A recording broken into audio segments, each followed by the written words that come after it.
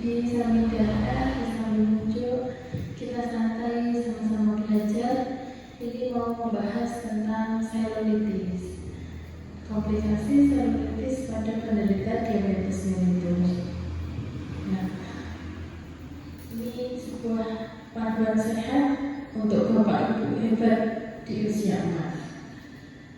Tujuan sosialisasi ini untuk mengenal apa itu selulitis, mengetahui hubungan selulitis dan diabetes, memahami tanda dan bahaya komplikasi, dan belajar pencegahan melalui gaya hidup sehat. Apa sih selulitis itu? Nah, selulitis itu adalah sebuah infeksi pada lapisan kulit dan jaringan di bawah kulit. Jadi kulitnya itu terkena infeksi. Jadi kuman yang disebabkan oleh bakteri Staphylococcus aureus atau Staphylococcus pyogenes itu masuk ke jaringan kulit, bisa di lapisan kulit atau di bawahnya kulit gitu. Nah, gejalanya seperti apa? Gejalanya nanti kulitnya tampak kemerahan, kemudian diraba itu hangat, terus bengkak, ditekan nyeri, dan kadang badannya itu disertai demam dan juga menggigil. Nah, gambarannya kurang lebih seperti ini. Jadi itu kulit normal, warnanya sama ya. Nah, kalau selulitis itu kulitnya itu kemerahan, terus di sekitar yang kemerahan itu bengkak, ditekan nyeri banget gitu, karena ada bakteri yang masuk di kulitnya gitu. Nah, terus untuk membedakannya dengan penyakit kulit yang lain itu bagaimana? Nah, kalau karena ini disebabkan oleh bakteri dan dia ada di jaringan di bawah kulit, jadi yang ditakutkan adalah bisa menyebar. Gitu. Kalau misalnya infeksi kulit atau gatal kayak gitu, diobati gatal sembuh, nggak sampai menyebabkan nyeri, nggak sampai menyebabkan demam, dan nggak sampai menyebabkan pembengkakan. Karena selulitis itu bakterinya itu menyerang jaringan di bawah kulit, menyebabkan infeksi, mengganggu peredaran darah, kemudian menyerang saraf-saraf di sekitar kulit. Makanya dia keluhannya nyeri dan bengkak. Kemudian juga menyerang saluran limfe. Nah, saluran limfenya itu yang kalau keluhannya itu ditekan akan bengkak seperti itu.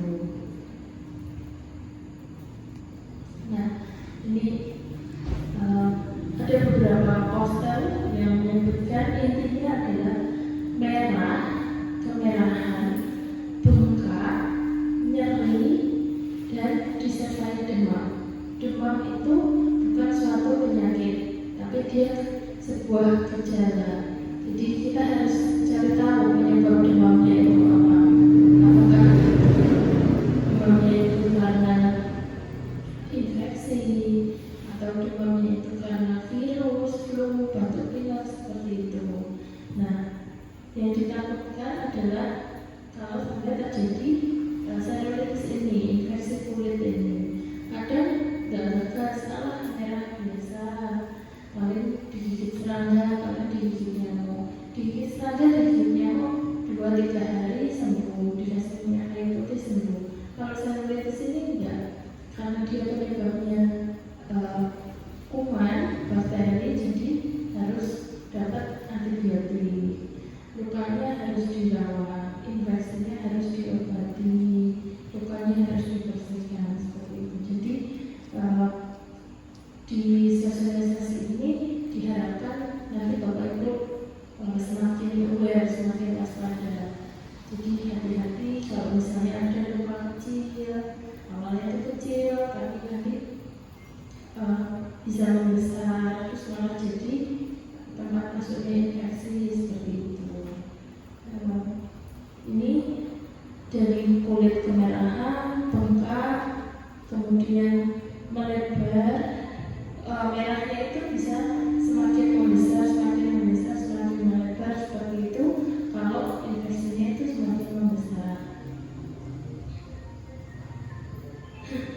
Kemudian mengapa penderita diabetes itu rentan terkena selulitis?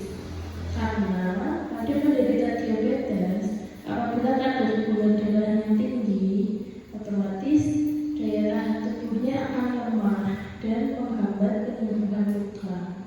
Karena aliran darah pada kadar gula yang tinggi itu kan nggak lancar.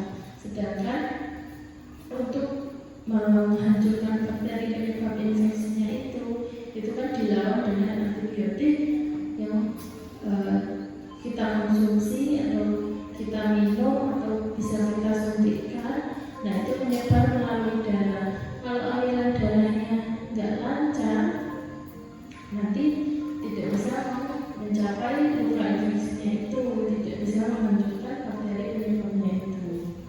Kemudian penderita diabetes itu juga kadang mengeluhkan luka kecil yang sulit sembuh karena efek sampingnya diabetes itu neuropati. Neuropati itu kelainan saraf kecil di ujung-ujung tubuh. Jadi di tangan, jari-jari tangan, jari-jari kaki itu fungsi sarafnya itu menurun. Jadi perabaannya misalnya ketusuk duri atau injak kerikil tajam itu tuh nggak terasa. Pada penderita diabetes itu sensitivitasnya berkurang. Nah, berawal dari situ yang akan memicu luka-luka kecil, kadang sepele, dan kebun, dan sawah, dan sendalan, dan warung, dan tambune, rasa sendalan. Tapi ternyata di jalan injak kerikil, ada duri-duri, kayak gitu, itu nggak sadar. Dari luka kecil itu, kemudian fungsi sarafnya yang menurun, ditambah lagi dengan aliran darahnya yang tidak lancar karena gula darah yang tidak terkontrol. Nah, itu jadi manipulasi luka infeksi.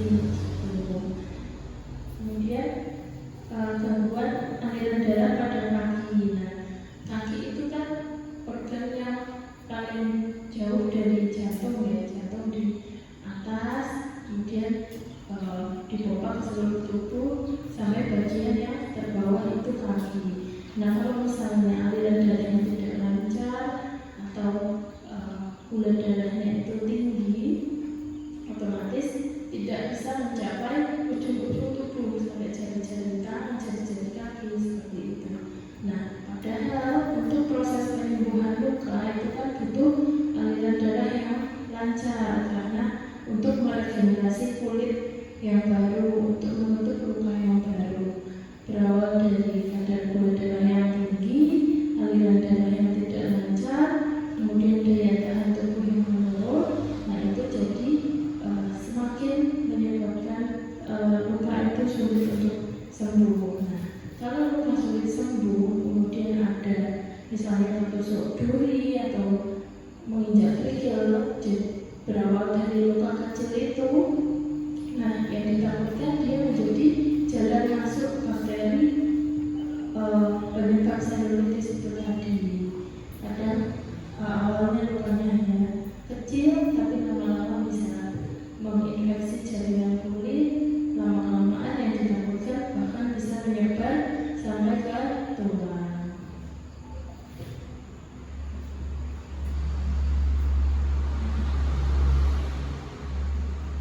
Kemudian, nah tadi daerah yang sering terkena itu paling sering kaki dan tungkai bawah. Itu karena luka kecil yang tidak disadari, atau gigitan serangga, kita menginjak apa nggak sadar, kita menginjak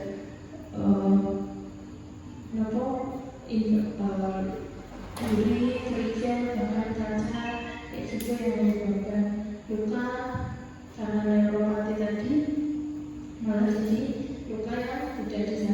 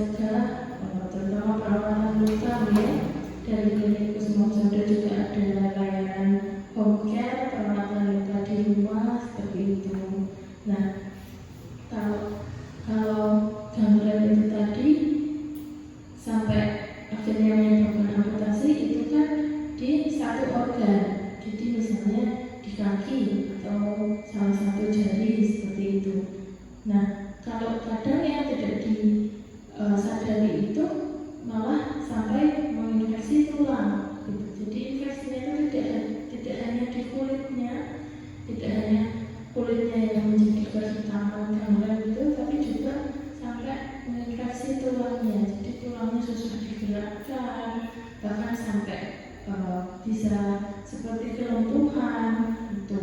Kemudian sepsis ini salah satu kegawat daruratan di penyakit dalam ya. Nah, ini sepsis ini adalah kondisi ketika infeksinya itu sudah menyebar ke seluruh tubuh. Jadi ini bahkan resikonya sampai kematian seperti itu.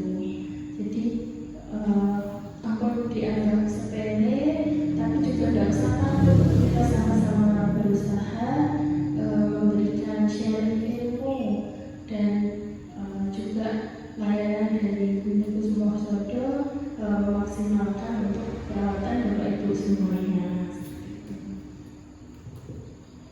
Nah, kapan harus ke dokter? Segera periksa bila kok ada kemerahan yang semakin menyebar, kemudian nyeri kaki yang makin berat, luka berbau atau bernanah, terus juga ada keluhan demam, lemas, menggigil. Jadi luka itu kan memang fungsi tubuh, fisiologis tubuh, kita diberi anugerah dari Allah SWT itu memang luka bisa sembuh sendiri. Nah, luka bisa sembuh sendiri itu sama-sama kita upayakan dengan konsumsi makan bergizi, tinggi protein, perawatan luka, kebersihan luka, perawatan diri. Nah, itu insya Allah luka bisa sembuh sendiri. Kalau misalnya ada salah satu dari 4 hal di sini, monggo bisa datang ke klinik, bisa periksa ke klinik, kita sama-sama rawat lukanya biar tidak semakin parah dan tidak jatuh pada kondisi yang infeksi. Nah, bahaya jika tidak dibiarkan, infeksi bisa menyebar ke jaringan yang lebih dalam sampai ke tulang, bahkan ke seluruh tubuh seperti yang saya jelaskan tadi. Jadi osteomyelitis bisa gejalanya kelumpuhan, sepsis itu bisa menyebabkan gangguan kesadaran, bahkan hingga kematian seperti itu. Nah, untuk membedakannya itu misalnya ada keluhan atau ada bercak kemerahan itu bisa dilihat. Nah, kalau misalnya curiga membesar atau melebar, itu kan pasti akan melewati gejala yang kita buat itu. Nah, kalau kok kemerahannya kok nyeri, kok panas, kok makin bengkak, kok awak keluar bergegas, nah itu cepat-cepat datang ke sini. Ampun dianggap sepele ya. Jadi semakin cepat kita obati, akan semakin berkurang juga komplikasi nantinya. Nah, pencegahan itu adalah kunci. Yang pertama tentunya kontrol gula darah teratur, kemudian cek kaki setiap hari.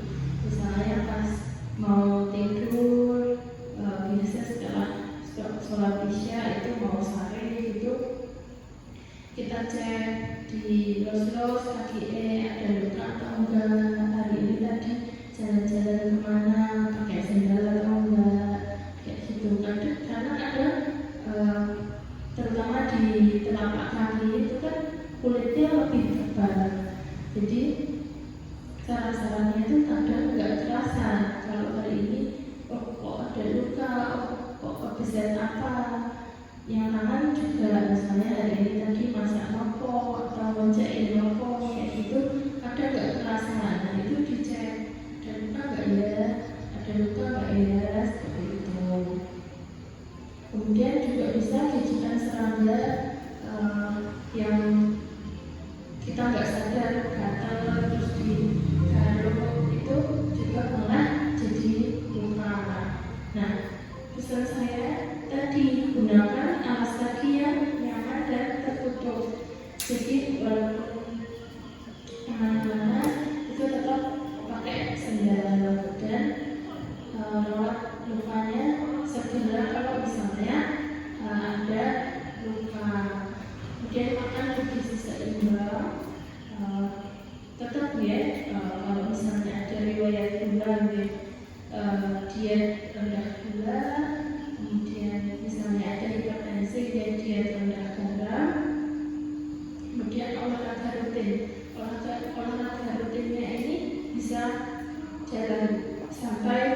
pagi 30 menit per hari, tapi tetap pakai alas kaki. Jadi biar aman, biar terawat juga kakinya, tangannya. Kemudian hindari bepergian tanpa alas kaki, karena memang seiring bertambahnya usia, tetap fungsi fisiologis manusia itu akan berkurang.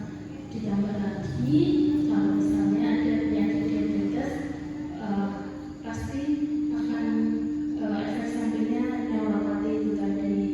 Jadi neuropati itu fungsi saraf di ujung-ujung organ tubuh itu akan berkurang. Jadi perasaannya itu akan berkurang. Jadi kadang nggak terasa tiba-tiba sudah ada luka. Padahal gesekan sandal atau gesekan sepatu itu juga bisa menyebabkan penekanan di kulit. Kalau misalnya pakai sepatu dalam jangka waktu yang lama, juga sayangnya pakai kaos kaki juga. Kemudian kebersihan dan perawatan kuku. Nah ini juga sepele ya. Kadang kan potong kukunya pengennya bersih gitu, sampai mentok gitu, malah terus jadi luka. Terus yang pinggir-pinggir ini apa dikritik aku deh.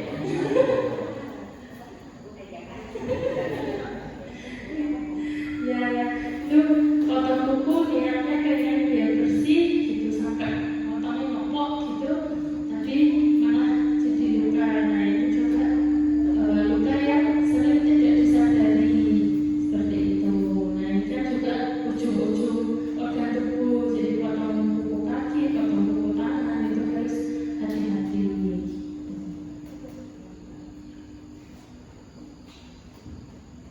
Nah perawatan luka ringan. Nah terus report ya kalau sudah terlanjur ada luka.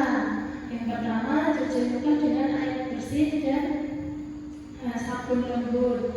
Tutup luka dengan kain bersih, hindari alkohol dan obat-obat sembarangan. Kadang-kadang malah dioles-oles. Apa obat tetes atau obat apa kayak iklan-iklan itu. Nah itu kan kandungannya kan kita kurang tahu, komposisinya kurang tahu. Justru pokoknya air bersih, mengalir, antiseptik, betadine itu, terus ditutup luka itu cukup. Nanti diganti perban 2-3 hari sekali. Terus konsumsi makanan bergizi, tinggi protein. Nah ini nutrisi untuk penyembuhan luka, konsumsi makanan tinggi protein seperti ikan, telur, tahu tempe. Kemudian periksa kaki setiap pagi dan malam untuk melihat luka kecil atau lecet. Karena luka kecil pada pasien diabetes bisa berkembang menjadi cepat bila tidak dirawat. Kayak tadi dari luka kecil mau ketusuk duri, mau cuma menginjak kecil, ternyata jadi merobek seperti itu.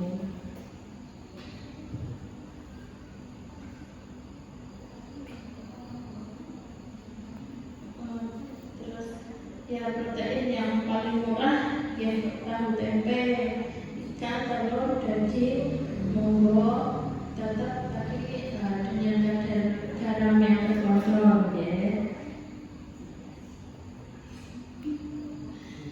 Dan peran Kronalis dan keluarga. Kronalis membantu kontrol nutrin dan edukasi. Misalnya Bapak Ibu peserta Kronalis Kusumosodo, kita berikan fasilitas cek gula darah secara gratis tiap bulan dan cek lab lengkap tiap 6 bulan sekali. Nah itu nanti bisa Bapak Ibu mengajak tetangga, saudara atau yang lain biar bisa ikut bergabung Kronalis ke Kusumosodo. Jadi kita menciptakan lingkungan yang sehat, kita saling mengingatkan keluarga, kita saling menjaga pola makan, kemudian diet keluarga itu kan lebih enak kalau didukung dengan lingkungan yang suportif juga dengan penyakit yang sudah kita dapat gitu. Jadi keluarga, dukungan keluarga, kemudian support keluarga, dibantu misalnya dengan menyiapkan makanan di rumah sesuai dengan kebutuhan dia, mengurangi gorengan, mengurangi yang asin-asin. Itu kan kalau sama-sama kita konsumsi makanan yang sehat, tidak hanya kita peserta Polaris, tapi juga sampai anak cucu kita juga menikmati hidup sehat seperti itu. Kemudian keluarga berperan dalam pengawasan luka dan kepatuhan minum obat. Nah, kadang hutan bagas karena nggak terasa itu tadi, tapi keluarga aware, keluarga sadar. Bapak aja terpundi kok buatan sandalan, ibu aja terpundi, Mbak Uti nek tindakan agam sendal seperti itu. Kemudian obat rutin gula, obat rutin tensi itu harus diminum rutin ya, sesuai dengan jadwalnya, sesuai dengan anjuran dokter. Karena itu juga membantu mengontrol kadar gula, membantu mengontrol kadar tensi, dan dibantu juga dengan diet keluarga itu tadi. Kemudian dukungan sosial meningkatkan keberhasilan pengendalian DM. Dukungan sosial ya termasuk keluarga, termasuk tetangga. Misalnya kayak di sini snacknya kita membranding dengan snack sehat, fokus mengurangi gorengan, yang kukus-kukusan, kemudian gulanya dengan gula rendah kalori seperti itu. Nah, tetap saya dan Klinik Kusmo Sodo menanamkan edukasi gaya hidup sehat di setiap sosialisasi kami, yaitu dengan pola makan seimbang, hindari pola makan berlebih, aktivitas fisik minimal 30 menit sehari, yaitu jalan sehat pagi. Sekarang jam 5 pun padang ya, nggak harus setengah 6 itu udah ada matahari. Nah itu sekalian jalan-jalan, sekalian vitamin D alami dari matahari. Tapi tetap jangan lupa sendalnya dipakai. Terus tidur cukup, minum air putih cukup, karena minum air putih itu 0 kalori. Kalau sesederhana es teh manis 1 gelas itu 200 kalori. Kalau misalnya kita minum es teh jumbo sehari 3 gelas itu sudah 600 kalori, padahal sehari rata-rata manusia itu paling 1.500 sampai 1.700 kalori sehari. Nah, kalau udah minum es teh itu kan udah 200 kalori sendiri 1 gelas. Nah itu bisa dihitung kalau misalnya belum makannya, belum nanti misalnya ada gorengannya, itu kan juga jadi menyebabkan tinggi kalori. Jadi minum air putih 0 kalori, sehat, menyehatkan ginjal, melancarkan peredaran darah. Jadi konsumsi air putihnya yang cukup, dan tentunya hindari rokok dan alkohol. Kemudian pesan pentingnya, jangan anggap remeh luka kecil, rawat kulitmu, rawat hidupmu. Kendalikan gula darah, rawat kaki dengan cinta, cegah selulitis sejak dini, karena mencegah lebih baik daripada mengobati. Ya, ini pamfletnya sekilas nanti bisa dibaca, bisa diambil di klinik ya Bapak Ibu. Misalnya pas berkunjung ke sini, pas berobat ke sini, pengen ambil materi hari ini, bisa nyuwun mbak-mbak yang di sini. Di sini ada video edukasi ya, sama-sama kita simak.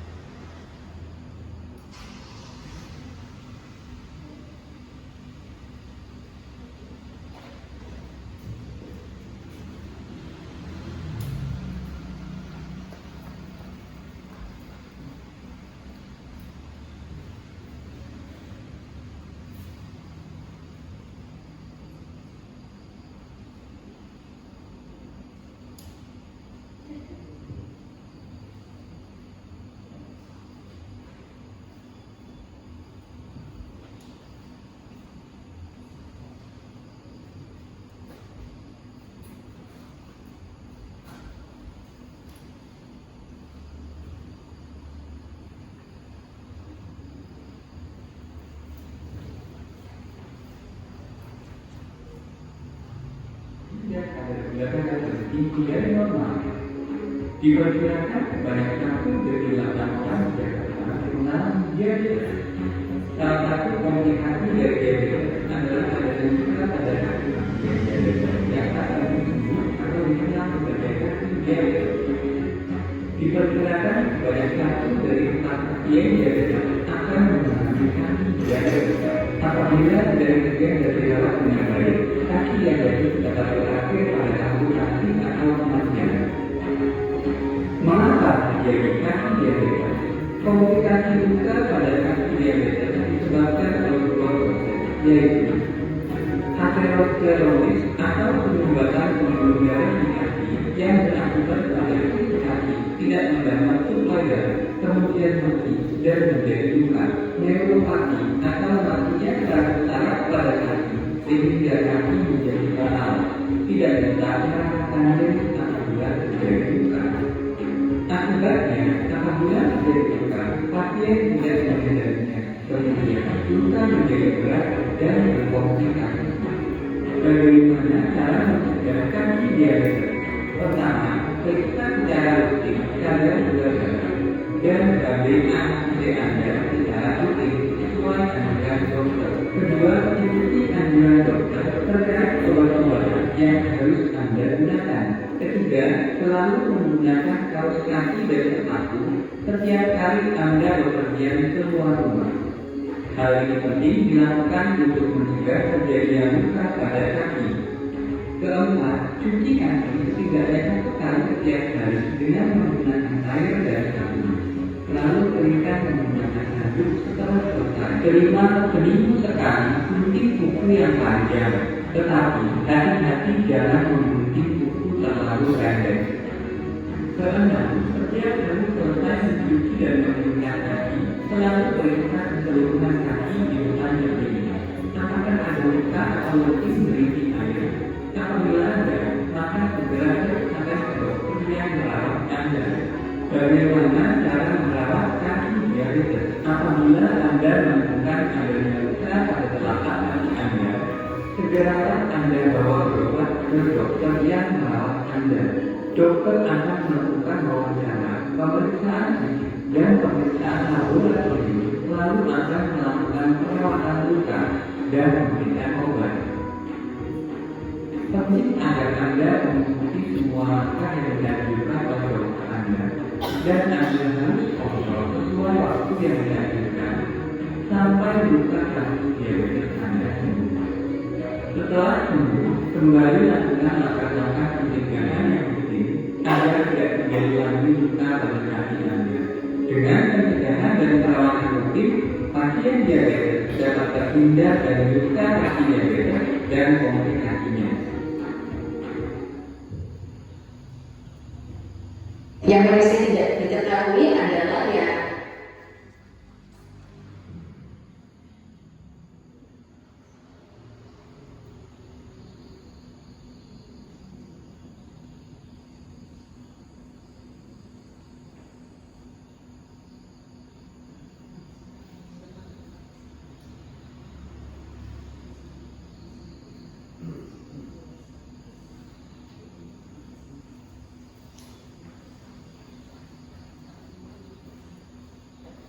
pencegahan dan perawatan kaki diabetes.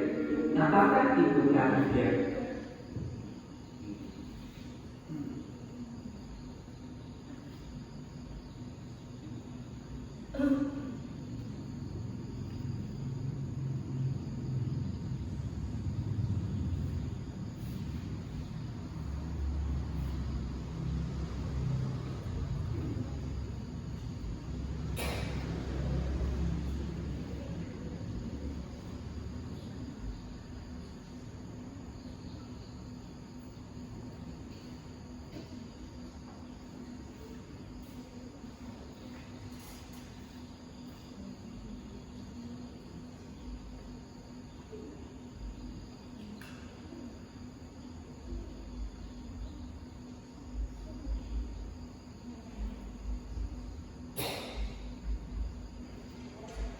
Bismillahirrahmanirrahim. Assalamualaikum warahmatullahi wabarakatuh. Bagaimana seperti yang kabar kali ini? Berjumpa lagi bersama saya. Ini video perawatan luka ya.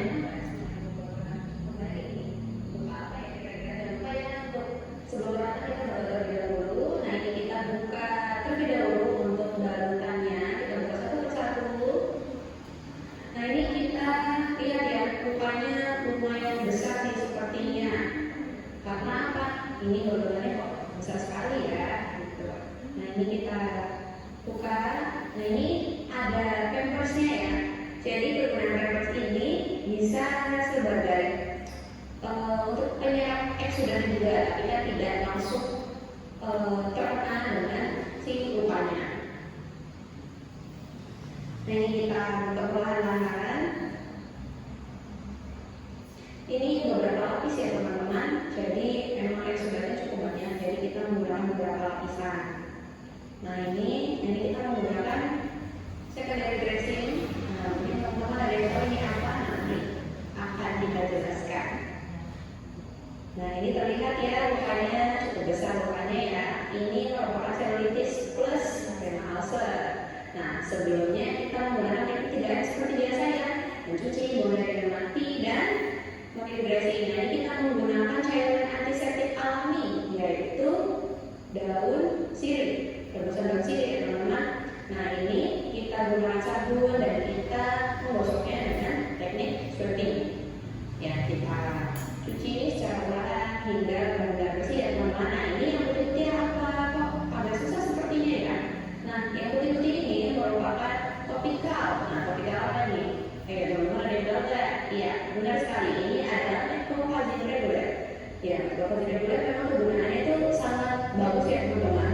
Tapi ya ini ketika kita aplikasikan di bagian yang lapisan kulit yang seperti ini, terkadang dia pendek dan bisa dibersihkan sehingga kita perlu ketelitian dan keteladanan dalam membersihkannya.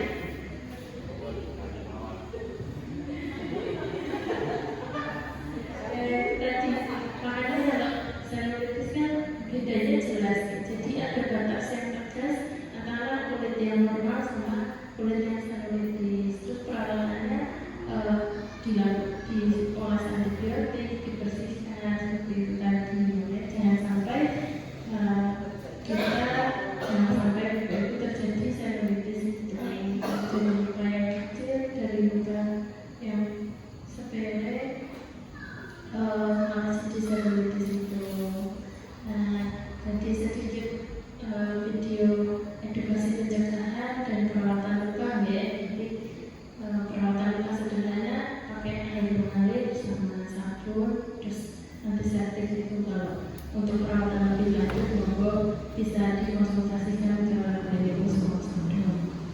Begitu, monggo dari Bapak Ibu ada yang ingin ditanyakan.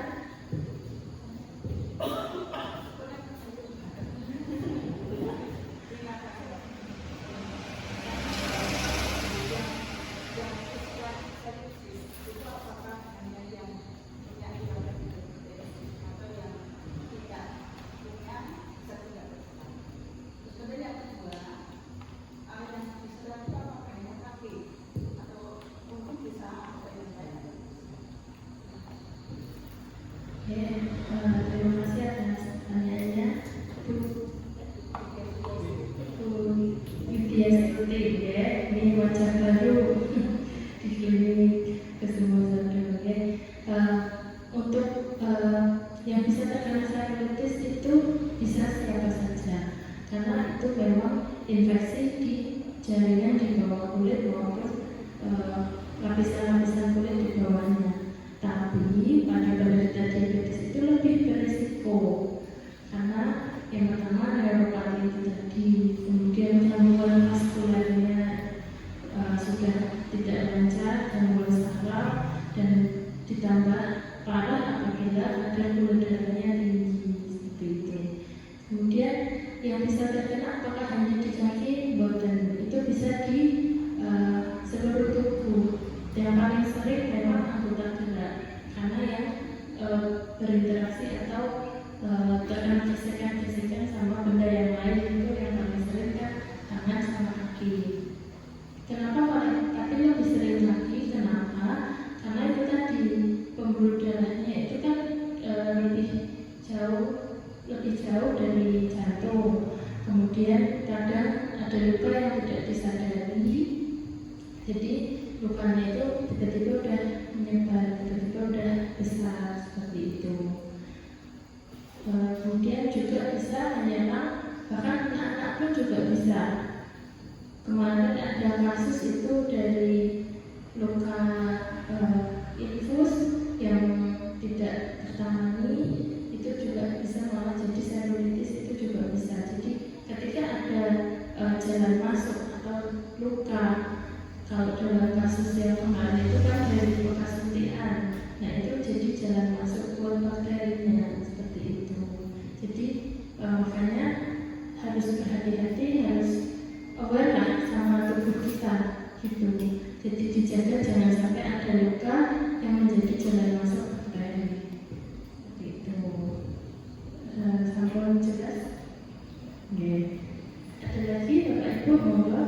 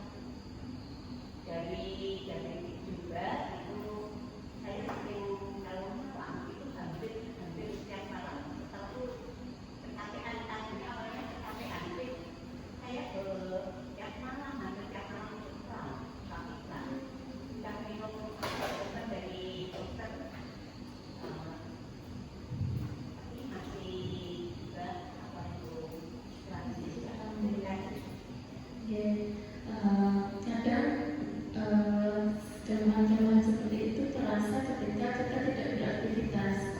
Kalau kita beraktivitas kan fokusnya teralihkan. Kita lupa kalau kita sakit, kalau kita minum obat rutin gitu. Ini pun kita sudah mulai enjoy dengan keseharian itu. Gitu. Tapi ketika istirahat, ketika tubuh itu tidak digunakan aktivitas baru terasa. Nah kalau seperti itu kan selain minum obat rutin ada vitamin untuk saraf juga pastikan itu bisa dikompres untuk melegaskan otot seperti itu. Kemudian juga bisa dipijit-pijit ringan untuk melancarkan peredaran darah, atau juga posisi kakinya sedikit lebih tinggi daripada tubuh, jadi biar jantung itu memompanya lebih keras agar bisa mencapai ke pembuluh darah di kaki.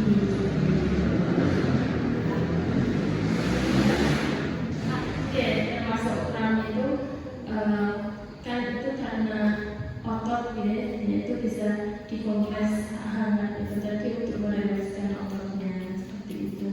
Ada juga jika diperlukan ada kayak obat-obat salep atau topikal semacam balsem kalau kuat kulitnya, panasnya yang hangat atau yang panas banget gitu. Karena kalau panas banget juga takutnya menyebabkan iritasi karena neuropatinya itu. Jadi yang bisa menghangatkan yang nanti ototnya bisa relax. Sampai jelas. Ada pertanyaan lagi, monggo.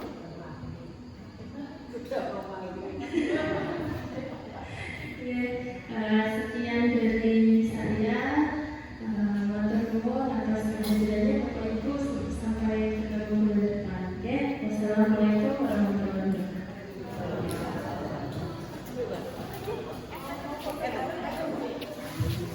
Oke, terima kasih Bapak Ibu atas kehadirannya. Aturaken mantap, hati-hati di jalan. Sekilas info juga dari kami, monggo teman-teman